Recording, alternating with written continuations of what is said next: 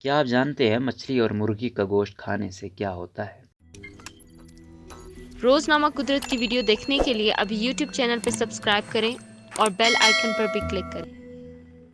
گوشت ہماری غذاؤں کا ایک عام حصہ ہے اور ایک کثیر تعداد جن میں 59% سے زائد نوجوان نسل گوشت کو روزمرہ کھانا پسند کرتی ہے۔ مگر کون سا گوشت ہمارے لیے فائدہ مند ہے اور کس گوشت کو کھانے سے آپ کو نقصان ہو سکتا ہے؟ اس حوالے سے امریکی تحقیق انٹرنل میڈیسن ماہرین بتاتے ہیں کہ مرغی اور مچھلی کھانے سے دل اور فالج کے خطرات 30% کم ہو جاتے ہیں، کیونکہ ان کے گوشت میں ایسے انزائم موجود ہیں جو خون میں کولیسٹرول کو بڑھنے نہیں دیتے۔ پروٹین کی متوازن مقدار جسم میں داخل ہوتی ہے، جس کی وجہ سے یہ تمام مہلک بیماریوں کے خدشات کم ہو جاتے ہیں۔ یونیورسٹی آف نارتھ کیرولینا کے ڈائریکٹر بیری ہاپکنز کا کہنا ہے کہ گوشت کھانے میں کمی کرنا ضروری ہے، لیکن اگر مچھلی اور مرغی کا استعمال غذا میں رکھا جائے تو یہ جسم کو متحرک رکھنے اور دماغی طاقت کو بھی بڑھانے میں مدد دیتا ہے۔